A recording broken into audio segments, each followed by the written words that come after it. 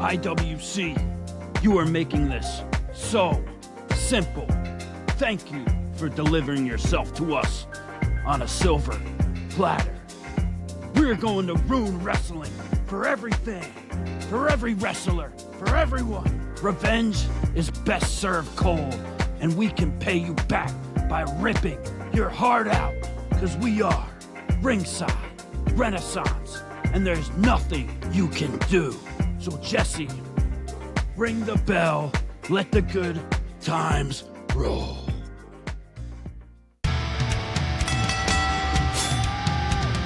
You are now listening to the Ringside Renaissance Wrestling Podcast.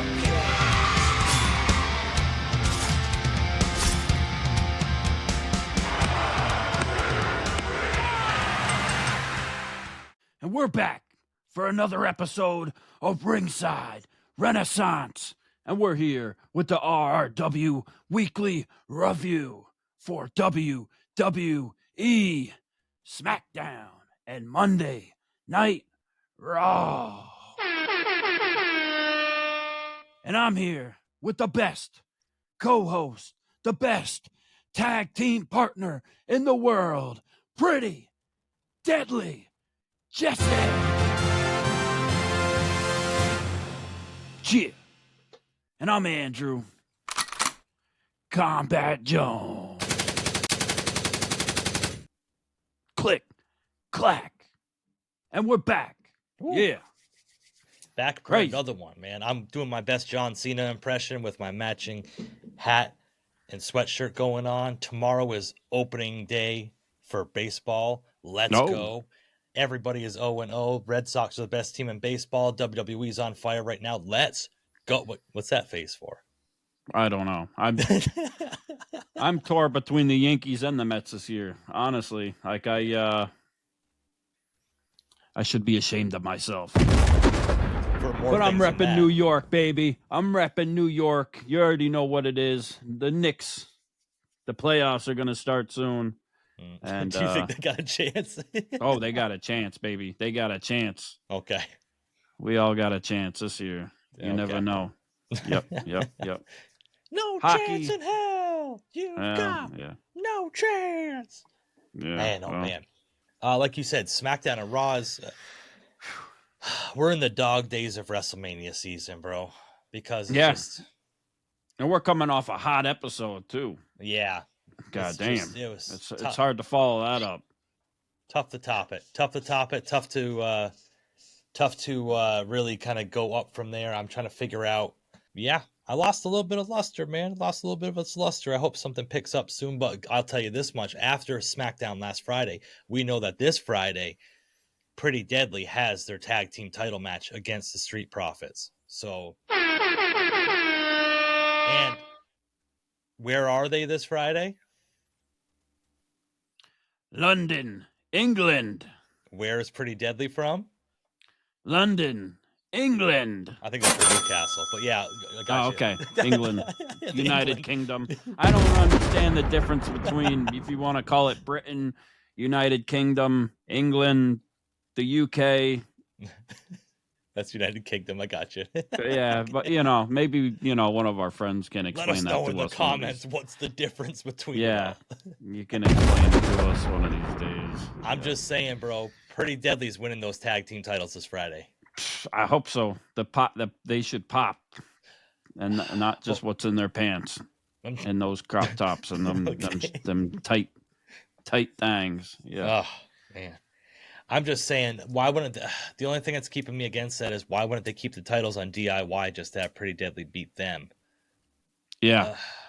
I'm a little worried because it's the Street Profits and they just started their reign, honestly. That's what I'm saying. Yeah. Nonetheless, they should get a great reaction. Oh, it should be amazing. They better show the full entrance. Yes. On SmackDown. Should be the main event, be honest with you. If it's the main event, Pretty Deadly's winning the titles. Let's keep it real. Yeah. Keep it 100 for you.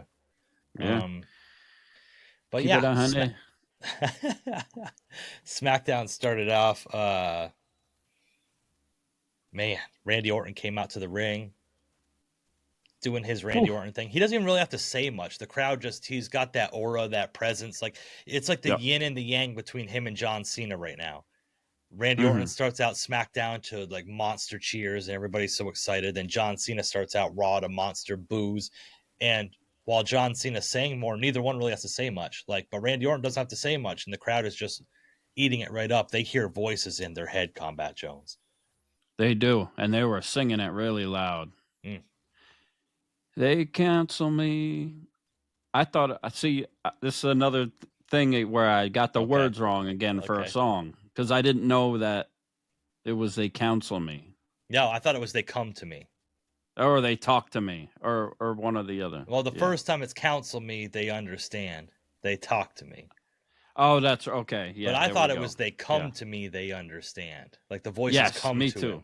That's what I thought. Okay. And when I heard the audience sing, I was like, "Oh, damn! I just learned a new thing today again." Yeah. Like these people that speak a different language know better than us what the words are. Yeah, there you go. For Americans, they there's reinforcing the stereotype that we're a bunch of idiots. Fair enough. They were loud. They were crazy. Randy Orton was he was on one, to say the least. And he did a good job. And when KO came out, left them with a little doubt trying to go for the tag team titles at WrestleMania. I think he made a pretty good case. Like, who could stop us? Here we go. Who could stop us? You know what's going to stop I made KO? a mistake. Everybody else deserved that pile driver, but you, Randy. But you, okay. I just got caught up in the moment, and you helped Cody. Like, Cody deserved it at the time. I kind of felt you, KO. And Randy let a couple swear words fly, which I thought was important. They were it was pretty mild, but he just told him he was going to kick his ass a couple times, and I thought it was very, very much needed to show a little bit of edge rather than I'm going to kick your butt. Yeah, I agree. Sometimes if you're that fired up at somebody, those are necessary. You don't have to go the full gambit of them, but yeah, I agree with what you're saying 100% there. I'll tell you this much. Kevin Owens got caught up in the heat of the moment and gave Randy a pile driver. Randy Orton's going to get caught up in the heat of the moment and punt KO's head right off his friggin' head or his neck. Because KO is done for at WrestleMania, unless this is the only other thing I can think of. Oh, you got something?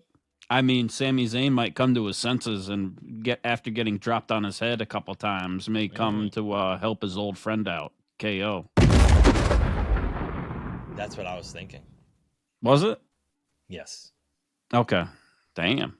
It doesn't make sense, but it makes sense. It doesn't make sense in the real world. Okay. Right. Yeah, I know. If you saved me from getting my ass kicked, yeah, from I don't know, anybody, and then like 2 months later, I came back and sided with that guy and whipped your ass. Right. After you saved me? Yeah. You'd need a good explanation. I was going to say, after you Enrique Iglesias me? After you Enrique Iglesias me? You can be my hero, baby! And then all of a sudden, I'm gonna go just side with him and whip your ass now. That ain't happening. Yeah. There's a lot of... Yeah. But in the world of WWE, it makes sense. It makes sense. Yeah, it makes sense. Yeah. And especially to the overseas people. I mean, I guess it really makes sense. I don't know. Moving right along. Because we are in the Gulf. We are near the Gulf of America. So that's right. We are in the everything makes sense Americano. Oh, I can't that. The world revolves around us. So it's all about us. It's all about me. Isn't it? That's what I thought. Yes. You know what it was next? It was all about the DP. Because we had our friend Damian Priest and Big Jim taking on Drew McIntyre and Shinsuke Nakamura in a random tag team match. Not random as far as they're building these storylines, but I think they're leading to like multi-man matches for both the U.S. title and the Intercontinental title at WrestleMania. That kind of feels what they're doing. Each one's going to have probably on each night, like Saturday and Sunday, have a 6-man, 4 to 6-man U.S. title match, a 4 to 6-man Intercontinental title match. They're going to have to, because there's just so many names now, and people are going to need their spot at WrestleMania, or they're going to, storm off in the back and cause more drama and leave again. We'll see who it is this time. But yeah, I mean, LA Knight is on fire over there with the crowds, and even Shinsuke, they're singing his song, and it didn't even go along to his new music barely. No. And Drew going crazy. They could have saved him for Scotland, but for whatever reason, he comes out on Smackdown instead. And when have you seen a DP getting his head beat on the mat so hard from another Scottish warrior psychopath? When do you see the DP getting it that hard? Oh, during a DP, I've seen heads getting slammed off mattresses. Yes, very much, but not really a. But the people doing the DP were getting DP'd almost. Yeah, that's true. It was. That's true. I can't wait to see what happens in London at the London bridges, or Is that the QP? If there's two DPs going on, right? It's a QP. And it wasn't in Paris yet, so it wasn't an Eiffel Tower.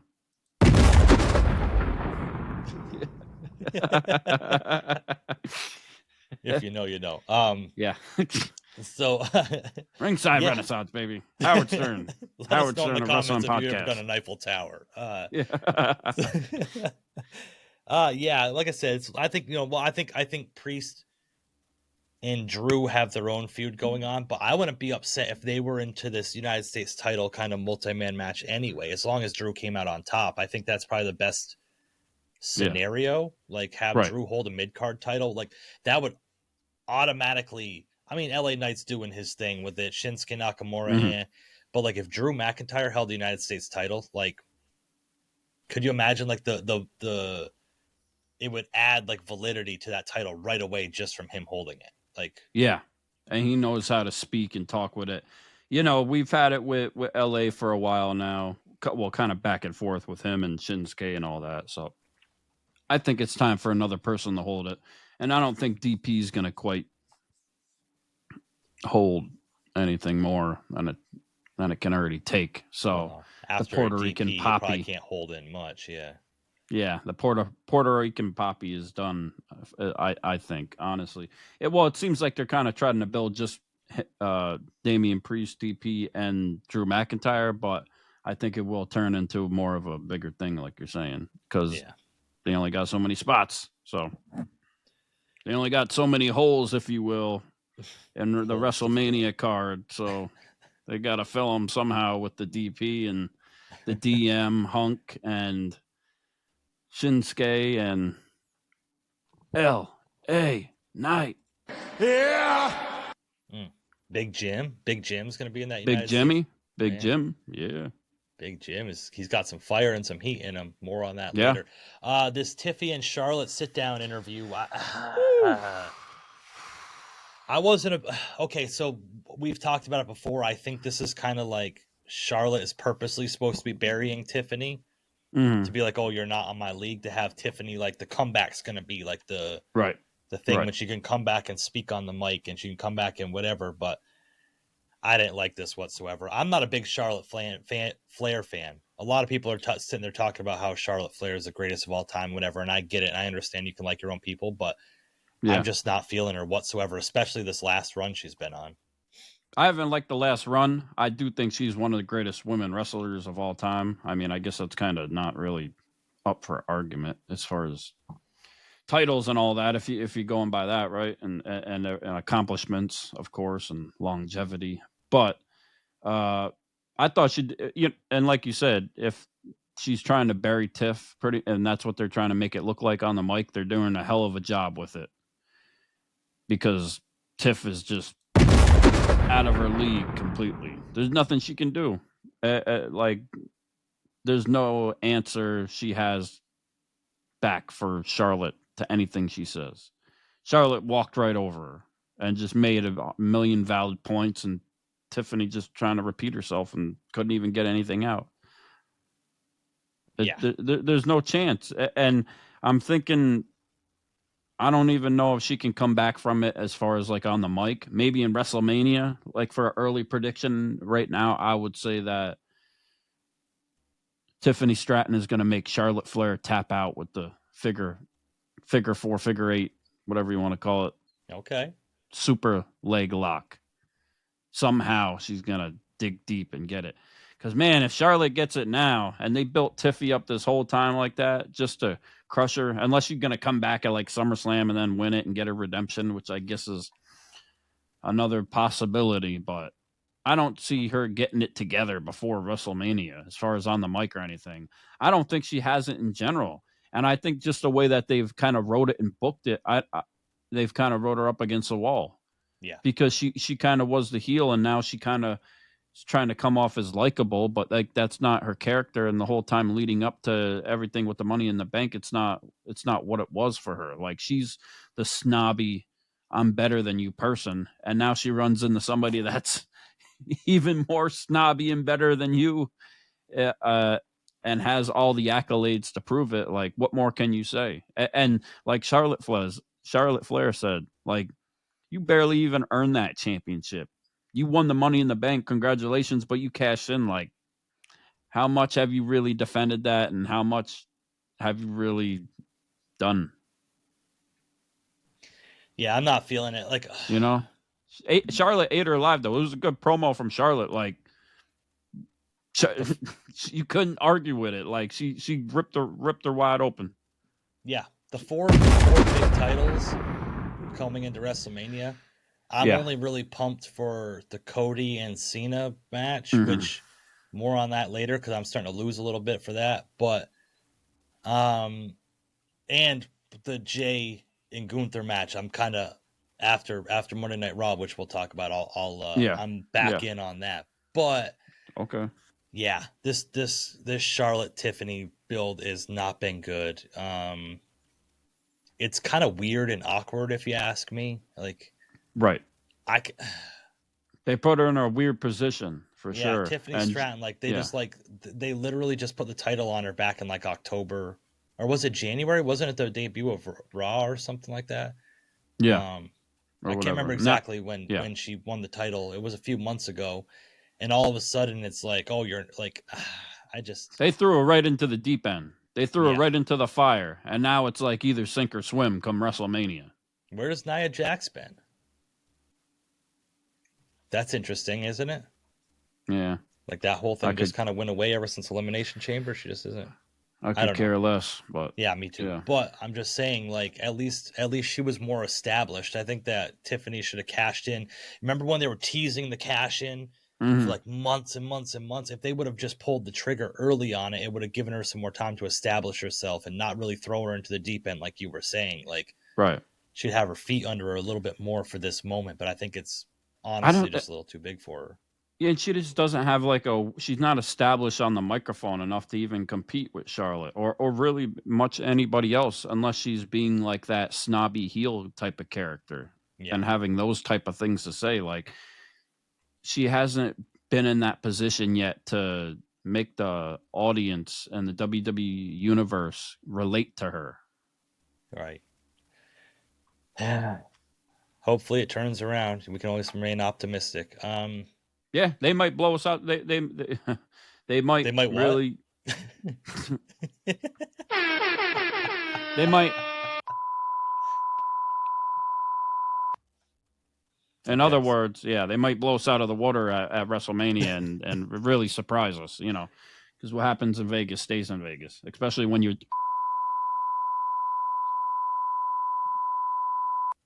So, yeah. Yeah, we're rubber kids. Yep. So we had Braun... or get some penicillin, either way. Yeah, I got you. We had Braun Strowman against... It's the 17% that'll get you.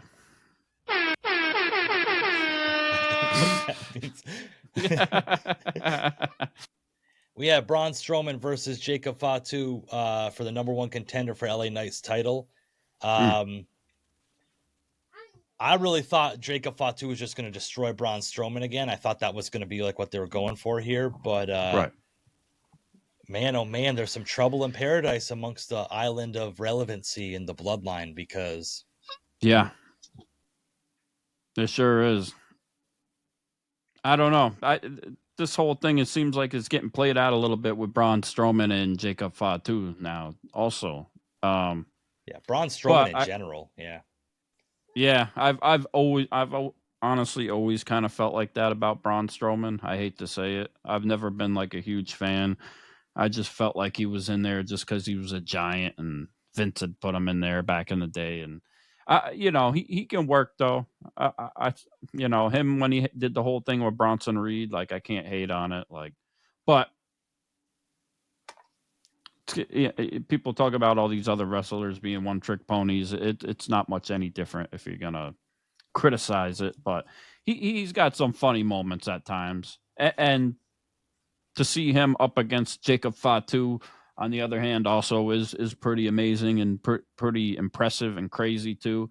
And now we are starting to see a little bit of Jacob Fatu, like a different side of him that's more like vulnerable, where he actually does sell. Yeah, I think they needed that because it was just getting to a point where it was like, okay, and especially the way they've built him, they need the monster to come in and kind of knock him down to size. But yeah, Braun, you know what? I'm not going to say nothing bad against Braun Strowman because the guy could probably whip the shit out of me, and I'm not going to really go down that path. But like, but you know what? I'll probably never meet him in my life. So Braun, come get it, bro. But yeah, it just. To me, it just seems like it hurt. It looks like he's like hurt, like in pain to even just move around. Like the way he walks and stuff, he just looks like he's always in pain, and it's like I kind of feel bad for him at that point. But they do. Yeah, imagine that carrying that weight around and that size and like on your joints and everything else. Like man, oh man, like man. I was gonna say I get a Charlie horse in my calf. I'm down for 3 days, but like Tama Tonga and Solo Sikoa came in and attacked Braun at the end of it.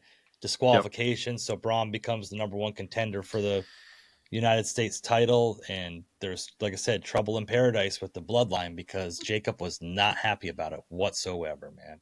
Nope. And that left him Braun back looking at LA Knight like, you're next. Yeah. More trouble in paradise for the Bloodline 2.0 or whatever they're calling themselves now, and just more reason for Jacob Fatu to become the leader and take over that faction. Yeah. Where's Tonga Loa? Like, I need Tonga Loa back ASAP.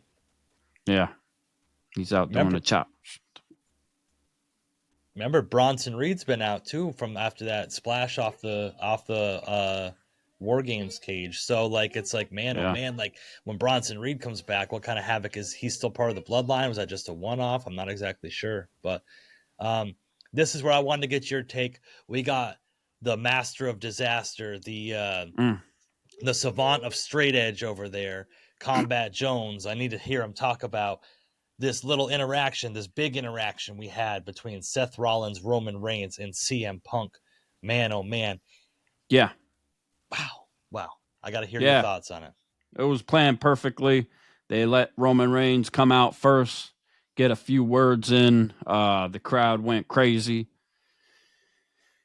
He came out with Paul Heyman. Paul Heyman was rocking like the half suit, no tie this time or anything, rolling with his man Roman Reigns, followed up by Seth Rollins coming out to another huge reaction, looking like an absolute clown again.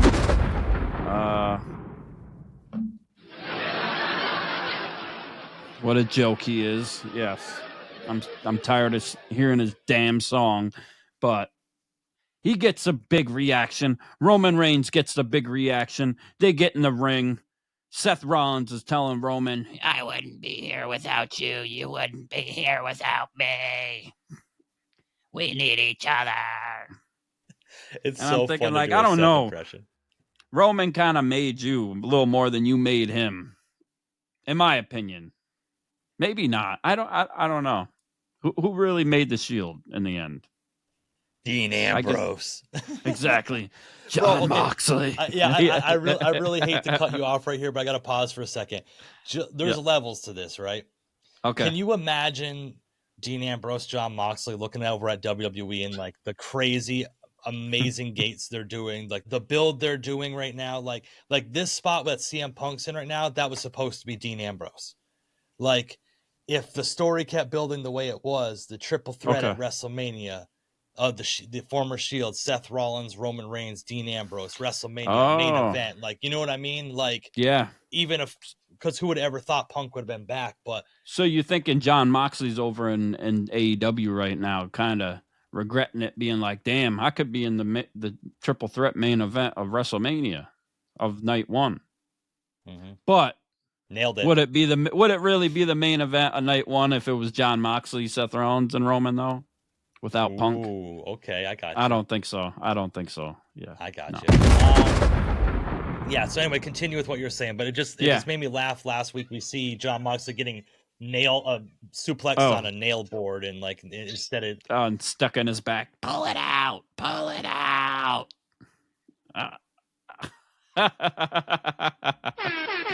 What a spot. And they are selling out some big venues if you see on their tour where they're going. TV. Yeah. They're doing a great job. Yeah. Great wrestling. So shit. CM Punk comes out, gets a monster entrance too, has his right hand taped up, gets the microphone, stands up on the turnbuckle, looks Roman Reigns and Seth Rollins in the eyes. He says, "Big Chief, Grimace, neither of you have ever beaten me without each other's help. Facts. Facts. Y'all wouldn't be here without me." Yeah. And, I mean, if you want to look at it, going back to the Shield thing, like we were saying, CM Punk has beaten all three of the Shield by himself, 3-on-1 in the past. So yeah, he left that out. He could have threw more shots. Ooh. Yeah, he could have threw more shots. And so this triple threat match has already been named, so that's not his favor. The favor is still in his back pocket. Yeah, as he told Paul Heyman. Yeah, he said, and we'll get to the favor later. But I want to appreciate and thank you for serving up your tribal chief, your OTC, to me on a silver platter right here. And Roman looks over at Paul and he's like, "What are you doing? What are you doing to me? Why you put me in this position?" It's just more master class for CM Punk, a psychological warfare, putting everybody in this position and doing what he's best at. And I don't know if Roman even can compete at that level. He can definitely do his thing on the mic, but when it comes to the psychological games, there's just not much he can do. And when CM Punk brought up the favor to Paul Heyman, Paul's like, "Not now. I don't want to talk about it. Not now." And so he's just planting more seeds. He's just causing more distrust. We're getting more, like, Roman has been more vulnerable this past month now. He had lost everything at WrestleMania last year, right? And he had went away for a while, and we thought he came back composed and different. But what we've seen now from Roman over these last few weeks, with all these different things that have kind of happened and splintered his relationship with Paul Heyman and just caused, him to second guess himself inside his head, is like jealousy, envy, hate get the better of him. So we don't know how he's quite going to react. And like Punk was also saying, "You're mad at me for throwing you out the Royal Rumble." Like, I know you haven't been in a Royal Rumble for a long time, but maybe you should ask your wise man how Royal Rumble works, because it's every man for himself, and that's what we do. And I threw both your asses over. Look who threw me over, Logan Paul. I got any beef with him? Nah, it's just business. I'm here to make money, baby. Let's go. He works with kids, and he talks about how he works with children. Man, oh man, I think you should be CM Punk's wise man, bro, because you can put him over anything, man. Yeah, I'd be sold with that. So Oh yeah, okay, that's right. I forgot about it. Yeah. Don't talk about it, just gaze upon it. Yeah. Yeah, so there was like It was this good though. this Yeah. yeah. But it turned into a shit show again, of course. Yeah, I'm going with what you said in the past with like Roman Reigns. They don't know if he's a baby. I don't know if he can be a baby face. So like they kind of are trying to protect him on the microphone a little bit. He didn't really say too much. Yeah. If he's gonna be a baby face, the whole acknowledge me thing doesn't really kind of fit. And then why they keep so the crowd is chanting OTC while he's wearing a YTC shirt. Like you got to switch up the chant now again too. And why do they keep changing this whole thing? What does YTC stand for? Your tribal chief. That's what it is. I don't. What else would it stand for?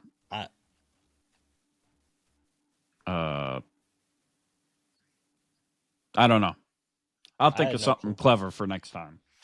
And I'll get back to you on that one. But appreciate that so much, man. Yeah, but it turned into a melee. You know, Roman was looking at Paul, and Punk comes up from behind him and hits him with the microphone, and turns into a brawl again between the three of them, and a heated brawl. And I would say Punk definitely won the promo battle, the war of words between all three of them. But in the end, I guess Roman won the physical altercation when he hit Punk and Seth with the stairs.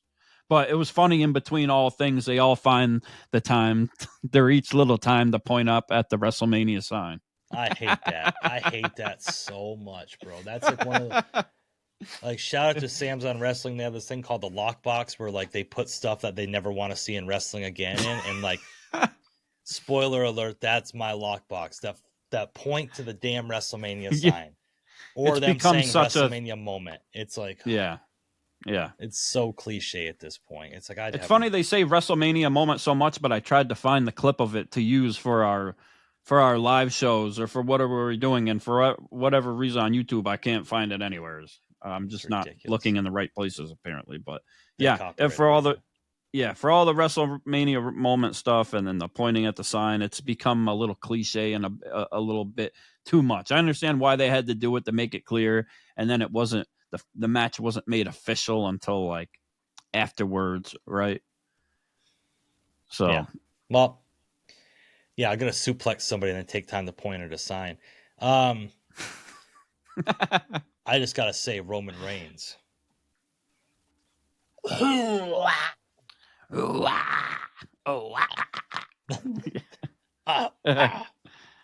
I can pain inside me, the sickness is rising. Don't let me. Give it to me. Oh, don't get me started on Disturbed. Don't get me started on that. Disturbed. Jesus. Yeah. I was really disturbed listening to it. Me too. Yeah. Trash. Shout out Disturbed if you're listening. Yeah. But anyway, yep. So what we're gonna do now is what do they take trains over there? Yeah, or like fast trains. The metro, yeah. We're gonna take a very fast train from one country in Europe to the other, and we're gonna ride on over to Monday Night Raw. Because it's Ringside Renaissance and it's halftime. Get it. You know you got the mad fat fluid when you rhyme. It's halftime.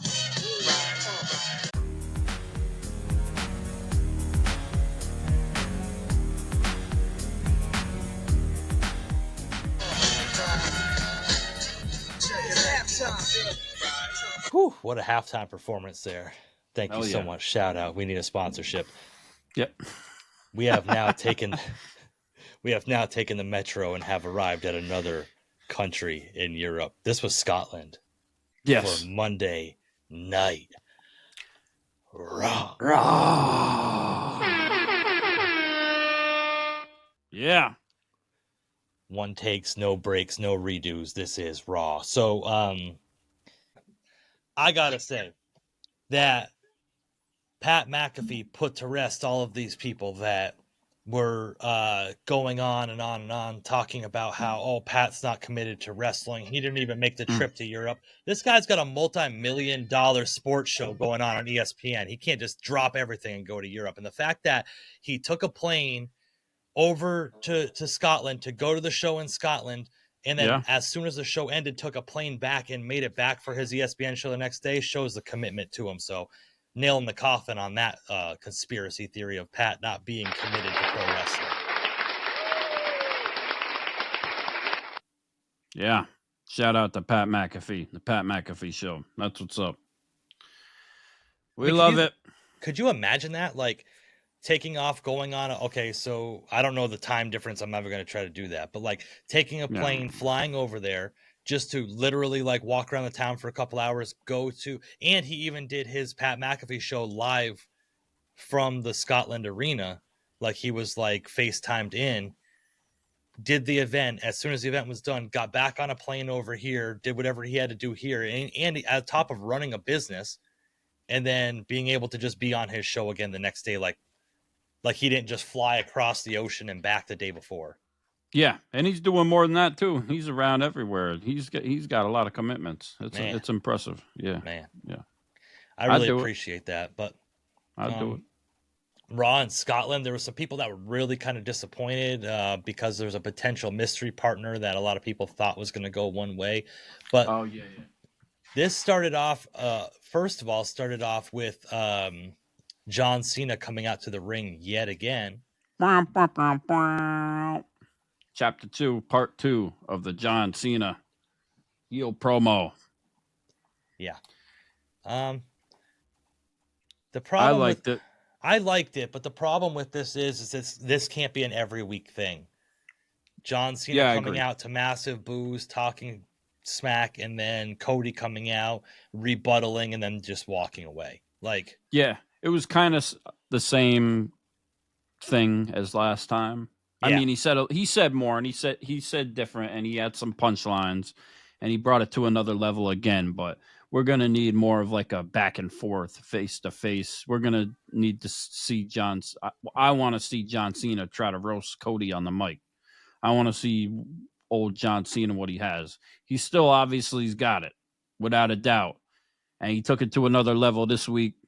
Brought up the kid that he roasted in the audience. You know, last week was the breakup, was him telling everybody he was breaking up with everybody. And you know, I forgot to bring it up, but I wonder if it was very reminiscent and triggered Nikki Bella when he cut that promo, because I wonder if it sounded the same thing. Like if he had like a script wrote down, like if he just copied it and pasted it somewhere else and just used the same exact thing, or if he took the letter that she wrote to him when she broke up with him.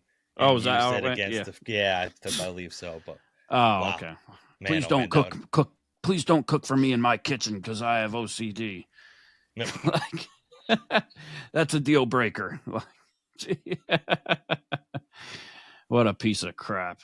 John, we love you, but goddamn, bro. Yeah. So like, again, like the one thing I liked with this, and I talked about this before we started, was when he was like, he was doing like this cadence when he was doing his promo. He was like, I altered myself. You cheered. I did this. You did that. I did this. And they kept whatting him.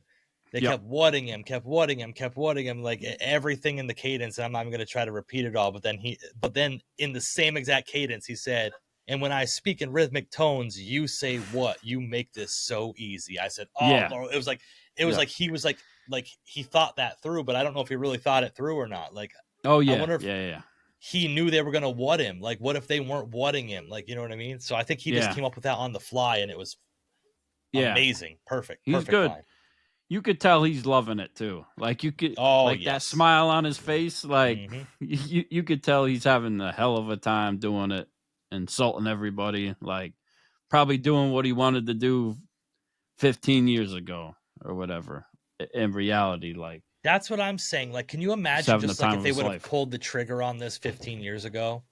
Yeah. Like how much good stuff we would have gotten. Like, a heel Cena for just a 5-year run of heel Cena. Like, explore the space a little bit, Like, man, oh man, that would have been amazing. Would have been. Yeah, now amazing. we're getting it more of, I think he's gotten better since with his movie star days, somewhat like with reacting and his acting with the audience. Even though it's like he's more overacting now at this point with everything he does. Like he brings the Hollywood part into it, which I guess shows off with the heel part too, which makes a lot of sense.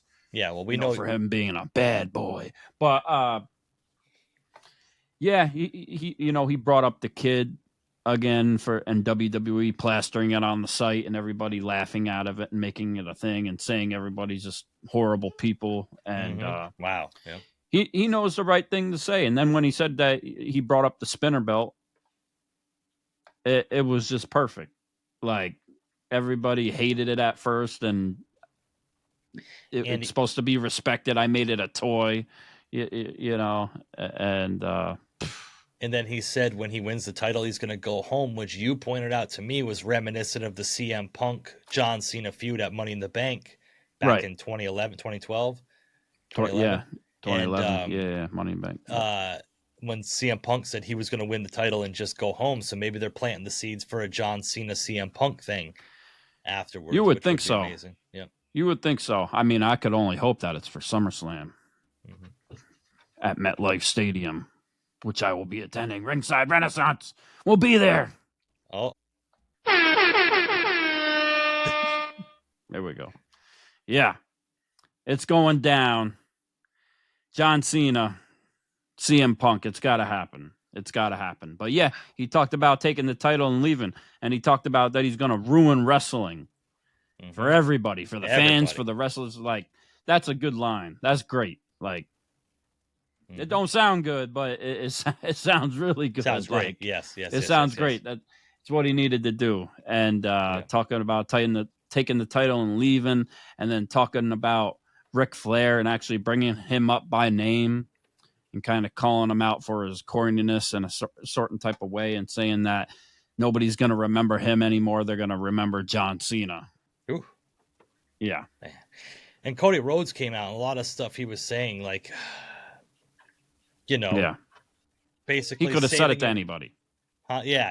I mean, I'm going to save the fans from you and da. You're not going to be known for 17. You're going to be known for me beating you and sending you home. And right. This, but what, like I said, this can't be an every week thing. When is the other shoe going to drop and Cena just like Cody goes to leave the ring and Cena just jumps him or something and gets a little bit of physical altercation there. Something needs to happen. It can't just be this back and forth till Mania. It's got to have something more to it.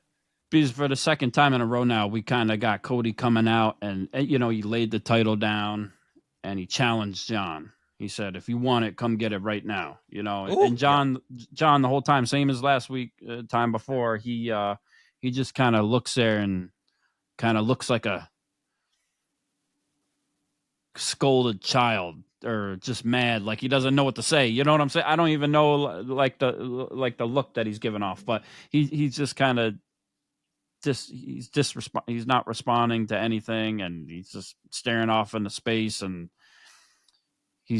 I can't get into his head. Like, I don't know what he's thinking to a certain extent, right? I don't know if he's about to like clap back at Cody or if he's like regretting it a little bit, or like what Cody's saying is kind of like getting in his head, or he's just so delusional that he's not picking it up. I don't know. I think a little bit of all categories there, because like you think about it, like he's maybe doubting himself. Like, I had to go this cheap road to try to get to 17 because I couldn't, which doesn't make any sense to me anyway, because he won the Elimination Chamber. So he was going to face Cody at WrestleMania regardless. So like, why do the heel turn? Like, you know what I'm saying? Like, if he would have cheated to win the Elimination Chamber, then I could see like, ooh, heel Cena, but like he already had the match. So what was the point of turning heel? But I can't knock it too much because I really like the heel work he's doing. Again, they haven't brought up The Rock. They haven't brought up anything to do with that. It's just, it's very much, I don't know. It's kind of confusing. Like, The Rock's just kind of scenery. I think he just showed up to kind of set up this feud because like The Rock just needed to be a part of something for his ego. But and Travis Scott. It's going to come into play, I believe, at WrestleMania for sure. You know, and John Cena said he's going to be the last real champion. That was part of the whole thing too, and they're already making the T-shirts too. So people are already assuming that John Cena is going to win now. Like we were thinking Cody Rhodes, and now I'm doubting it a little bit too. Maybe John Cena can win. Maybe he will win at WrestleMania. I mean, so? I think it's a possibility. Maybe. I mean, anything's a possibility, but anything's a possibility, but it might be too obvious. Also, like we talked about, you know, we've been talking about that. Like if it's obvious, it's not going to happen now at this point with WWE, right? With not everything, all the time, but yeah, not all the time, but what, man? So there's got to be some type of shenanigans for WrestleMania. What happens, right? Yes. Are we going to get the same thing as last year too? That's the thing. Like, are we going to get The Rock showing up trying to intervene, and then the lights are going to go out, and then instead this time it's Stone Cold with the Stunner? Oh, please. You know, please, yes, please. But at the same time, it's the same thing we got last year. Yeah. And yeah, I agree. I agree with that. And it's like at the same time, it's like this can't be the end of it because John Cena's on his year retirement, right? So like this can't be the end of, you know, when Cody's like, I'm going to send you home. This is going to be the end for you, and it's like, no, it's not, because he said he's gonna wrestle till the end of the year. So there's got to be more involved there. But I don't know. But then the way he says it, like he's going to win the championship right then and leave. So is he going to leave right after WrestleMania with the championship if he wins? Please don't. Oh my God. Please don't. Well, who's going to come out this time? It's not like Vince is going to come out and try to stop Punk with somebody with the Money in the Bank. You know what I'm saying? Yeah. Get whatever. Yeah. Get him out there. Get Alberto Del Rio. Alberto Del Rio. Cash in. Cash in right now. Get him out. And then take a kick to the back of the head. Yeah. I don't know. But some type of shenanigans are going to happen. I will say, you know, even though it's been the second time again, though, John's doing a great job for building Cody up and making him seem like the hero of the WWE universe, even more so than he already is, you know, for a lot of people. But I'm behind him. Of course, you know. Yeah. And, yeah. Man. And what a great way of John Cena making it seem like him getting 17 now is like a bad idea. Like it's a bad thing. Like he's turned it into like a negative thing. Yes. So that's well done too. Yeah. Mm-hmm. Yeah, he went from being like the biggest babyface to the biggest heel, and like people are so against it. You know what I mean? And everybody wanted him to win 17, and now he's making people want him not to win 17. So he's doing it all in every direction. You know, making Ric Flair a babyface, man. I thought that would be impossible. yeah, exactly. Yeah, but I please God, I don't. If Ric Flair comes into this in some type of way, Lord have mercy. Jesus. Yeah. Coming down the aisle, we had Jey Uso coming out for his tag team match against A-Town Down Under, and he didn't come out through the crowd, which was surprising. But his surprise partner came out behind him, and it was, drum roll please. Did we say his name and he appeared? Was it the Scottish Warrior? No, it was, who could have ever guessed, his twin brother and tag team partner for over 10 years, Jimmy Uso, to come out and be his tag team partner. Yeah, Jimmy was even yeeting with his brother. Like, that's nice to see. Yes. Do you think they've been yeeting together since they were little kids? Maybe. I mean, they've been on the road a while. Yeah. But this was actually a good tag match, and like the Usos still got it. Like from what they were doing, like their little like tag spots they were doing, like their teammate spots they were doing, really well done. It kind of made me miss the Usos as a tag team, to be honest with you. Like that's what this match did for me. I was watching it and I said, "Damn, man, I really wish the Usos were still a tag team," because it was exciting, very exciting. I still like Big Jim. I think Big Jim is still great. I mean, you know, his character, wherever they're going with it, who knows, but he's still Big Jim, and there's still the Usos. when they want to be. So, and they did the thing up on the turnbuckle too. They're doing it to Jay's song, same thing. Mm-hmm. Crowd was going crazy, eating with them. Yeah, killing it was a lot of fun. A lot of fun. Yeah, hit the 1D. Hey, hey, and it was over. Light work, easy work, easy. There's not much you can do. Yeah. So this was a lot of contention on the internet and stuff. I want to know your take on it. When Gunther came out to the ring and Jay got the upper hand after the match, and he went to go spear Gunther, but he slipped and fell, and Gunther jumped on top of him and just started beating him up. Was it I'm not going to say anything is planned in wrestling.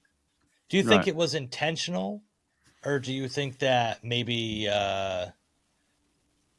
just Jimmy or Jay doesn't have it in the ring right now? I think he slipped. Oh, you think? Okay, you don't think it was a? No, I think you don't think he meant to do that. Well, let me try to think how to say this. Okay, I don't know. Yeah, I mean, I get. Yeah, I think he did. I think he did. Okay. Yeah. I think to put it so plainly. I'm gonna say that I think that the wrestling gods were watching in order for us to get the Jay that we need for WrestleMania. Something like this needed to happen. That's what I'm gonna say. Like that. Because afterwards we had Jimmy and Jay sitting in the stairwell, and Jimmy was talking to Jay and said, "Yo, man, what's up, Oos? What you doing, Oos? You slipped again, Oos? You're slipping, Oos." And then Jay told him, "I don't think I can beat Gunther." And Jimmy said, "Not this Jay. We need the right-hand man, Jay." I know, Oos. I know, Oos. I can't beat him like this. No, you can't. We need the right-hand man back, Oos. Yeah. Let's reenact this real quick. All right, this is our new weekly segment on Ringside Renaissance called the Reenactment Renaissance. So, but he said we need the right-hand man from the Bloodline back, and like, if we get right-hand man Jay back, I'm all in. Oh, baby. I'm all in. If we get that back, the aggressive Jey Uso, like the savage, the crazy eye Jey Uso. Ooh. Yeah, crazy eyes. Whoosh. I'll tell you what's crazy afterwards, because Jimmy's becoming a martyr in all this, because he told Jay, yeah, Big Jim, I need the right hand man Jey Uso back, and then he walked around the corner where conveniently Gunther was just walking. And he challenged Gunther to a one-on-one match next week, and then the slap heard round the world. Man, oh man, shout out Redman. He slapped the shit out of him, bro. Like, he slapped the shit out of him. He gave him one. Talk about right hand man. He gave him one hell of a right hand. Woo! Smack. That was one of the best smacks I've seen in wrestling probably ever. It was a good one. Intense, bro. He rocked him. And Gunther took it too with a smile on his face. I was like, damn. Yeah.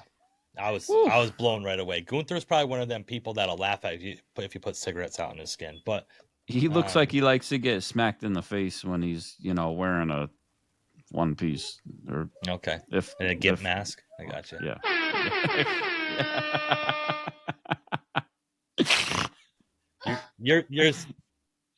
You're saying his lady friends, he likes when his lady friends strap up, is what you're trying to say. Yeah. Okay, oh yeah. I got you. You never know. I would say more Kaiser than. I mean, yeah. I mean, for Tiffy time too. I mean, yeah. Why not? I'm sure he, yeah. Sure, they're cut from the same cloth somewhat.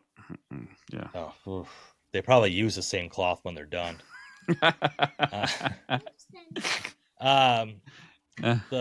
The women's IC title, Lyra Valkyria defeated Raquel Rodriguez. I'm not going to really get into that. Everybody knows I'm a big Lyra fan. I think she deserved to win this, but Liv came out after and jumped in the ring, I should say, after the match, and her and Raquel jumped Lyra. We had a save by Bayley, which is looking like maybe they're setting up a Bayley and Lyra tag match with Raquel and Liv. Okay. Yeah. As long as it's not at WrestleMania. I hope that's not at WrestleMania. But yeah, Liv's, I don't know where they're going with that whole thing, because she had just got the win over Jade too, of course. So. Yeah. Moving along, we had the best segment of wrestling from the past week, and I know we're going to get some hate for this, and I really don't care. We had the debut video package, not the video package, and then the in-ring debut of El Grande Americano. Yeah. Like, if we needed a hero, like, okay, the American Nightmare, okay, whatever. Yes. We had the Real American, Hulk Hogan, okay, whatever. We had John Cena after everything that happened with, the terrorist attacks and stuff in the early 2000s. He took up the flag for America, whatever. Yeah. That all goes out the window. We got El Grande Americano, the next American hero. Coming from the Gulf of America. Amazing. What a video package. Do you like how his entrance music is Hail to the Chief, but played from a mariachi band? Yeah. Everything about this is absolutely phenomenal. It is absolutely phenomenal. I am so on board with all of this. Yeah. It's just a walking parody is all it is. And anybody that kind of thinks it's anything else than that, he's making a mockery of himself, and he's making a mockery of all of the Lucha Libre, everything. Well, and a lot of the stuff going on around the red, white, and blue politics right now and stuff. Yeah. Yes. Yeah. It's not all the people that are very sensitive to subjects that can't handle the truth, or they just can't handle. They need a safe space. Yes. That video package was not for them. That segment was not for them. Yeah, and on the flip side too, all the people that are gun-toting flag bearers and whatever's on that flag is up to your description. The Tesla defenders, if you will, they were getting it too. Yes. Yeah. That's it true. was coming from all sides. It's beautiful. Thank you. Masterclass. Yeah. Masterclass. Gracias. Yeah. Oh yeah. So it's so almost good. like Vince called in like a favor, like a life. Yes. Like a life. Michael Cole kept calling him Chad Gable, like on commentary. He was like, I'm sorry, El Grande Americano, and like kept trying to. It's like, come on, pal. Come on, that's not Chad Gable. Come on. Yeah.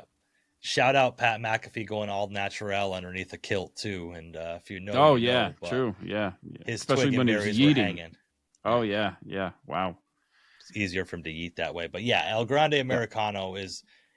Chad Gable, if he does not ever get a singles title in WWE, it will be a complete travesty.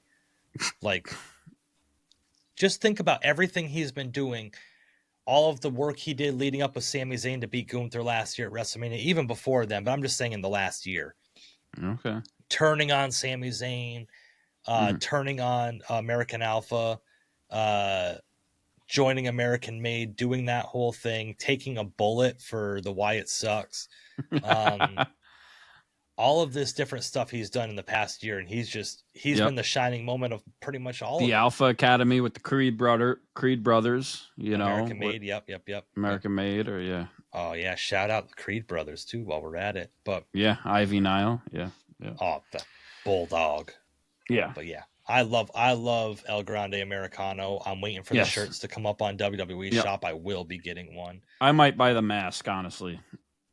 They're making one? I believe it's already on WWEshop.com. Okay, here we go. Yep. Now we're cooking.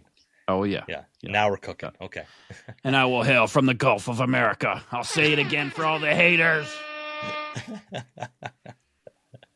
And the crowd was giving it to him just like they gave it to John Cena. Shut up. Shut up. Shut up.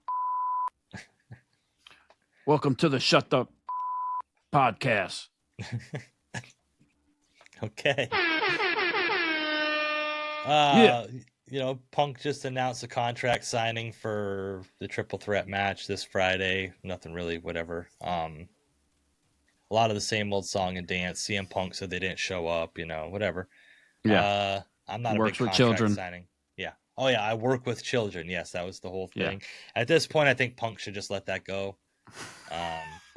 Couple little AEW jabs again for whatever reason. Yeah, but the thing with me is that like people like us, pick up on it, but like the crowd didn't pick up on it. And that's like the third or fourth one in a row now that he's kind of thrown out there that the crowd just really kind of doesn't react or doesn't really pick up on. And I think it would probably be better just to kind of let that It's lie. funny because if you were to do like a pun like that or whatever you want to call it, a little shot, like a subliminal shot in AEW, and you did it in AEW talking about WWE, everybody would know what it is. Yep. Right? Yep. But you go to WWE and you do it about AEW, and nobody knows what the hell you're talking about. Nobody has a clue. Right? Yeah. So I think that kind of goes without saying, and it speaks volumes. Agreed. We're going to have the contract signing this Friday. Finally, we had the IC title match, Penta versus Bron Breakker. Yep. It was pretty cool. Penta and Bron Breakker looked pretty good in the ring together. I thought I didn't know how their styles would really mesh, and I actually really enjoyed this match. I thought it was pretty good. I thought Bron Breakker really is a superstar, bro. He's main evented the last 2 Raws. He's going to main event a WrestleMania someday. I mean, there's just no two ways about it. That guy is the future of WWE, and he seems like he has a good head on his shoulders. And then when you see him actually behind the scenes doing interviews, they did like this Royal Rumble watch along and stuff and whatever. He just seems like a very humble guy that gets and understands and respects the business. Yeah. And I wasn't at first, but I am huge on Bron Breakker. This match ended in disqualification because Dominic was trying to get Penta in the Judgment Day, and he kept trying to interfere in the match, and finally Finn Balor came out and attacked Bron Breakker, got the DQ. Will they, won't they? He caught Dom in bed with another man, so to speak. And more dissension between the Judgment Day and Finn and Dom, and it's definitely headed somewhere, and we're just getting more of it. But yeah, Penta and Bron Breakker, pretty amazing. You know, Bron Breakker taking that Mexican destroyer and everything, and they had good chemistry in the ring. Put on one hell of a match. Both great talents. Yes. I'm a little bit discouraged because they've been doing the kind of like the little promo videos, vignettes, if you will, of Rey Fenix coming, and they've been having them only on Smackdown. So I wonder if they're going to have them kind of separated a little bit at first, because Penta's on Raw, but the videos for Phoenix have only been seeming to be on Smackdown. I might be wrong, but to me, it's a little bit kind of disappointing to not have them be together, but we'll see how it turns out. I'm not exactly sure. Maybe, like I said, maybe I'm wrong. I have been wrong before, but yeah. And for everybody calling El Grande Americano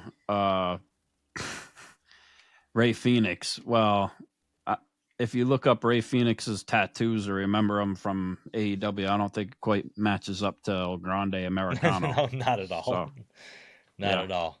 It's got me thinking of my Starbucks order when I go through it every time when I'm asking them. I'm like, so what's medium again? What's small?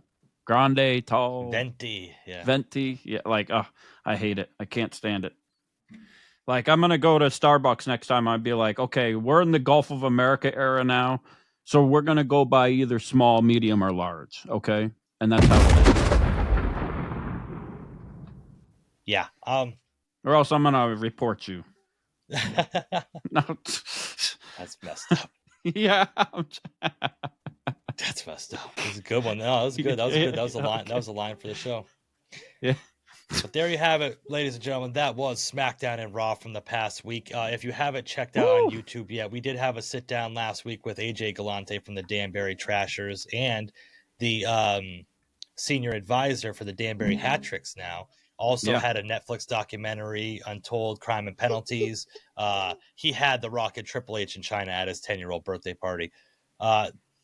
Great interview, great sit down. Can't wait to be doing stuff with him again. If you haven't checked that out on our YouTube, go check out that other video.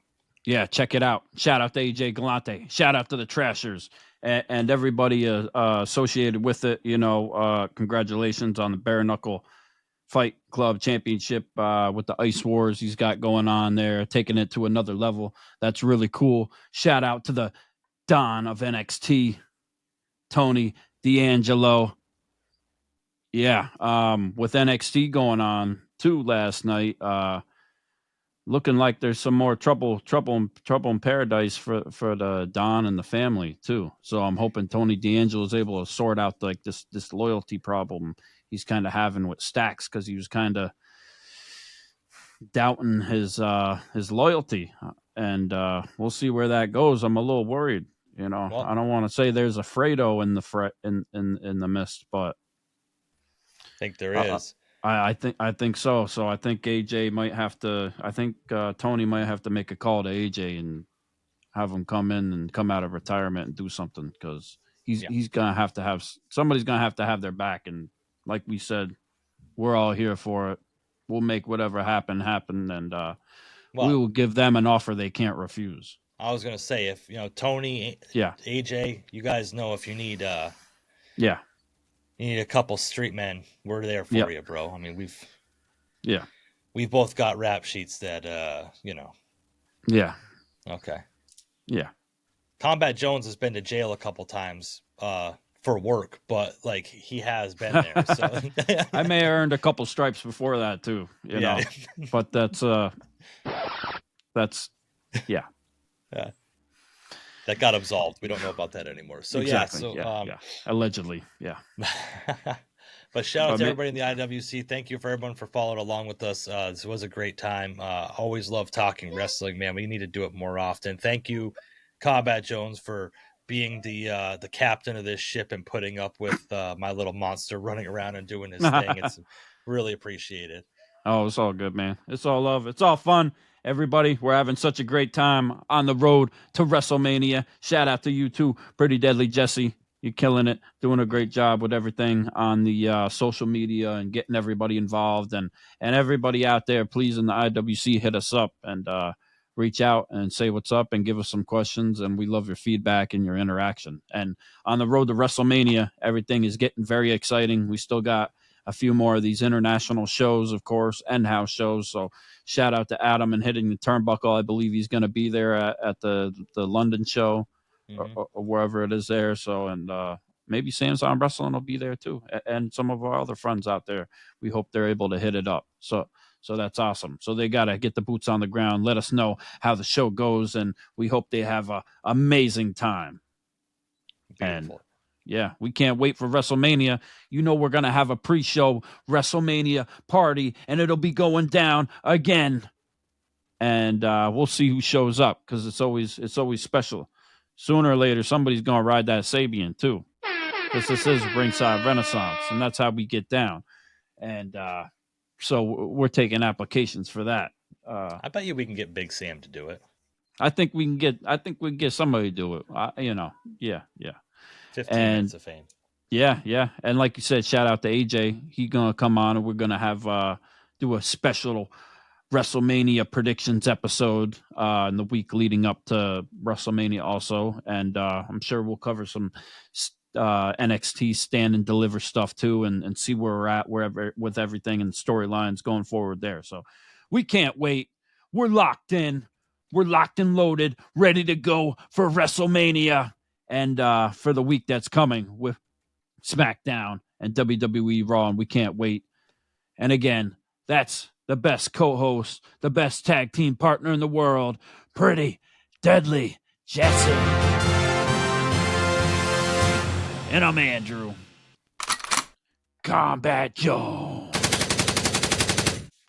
And you've been listening to the Ringside Renaissance Wrestling Podcast. Peace.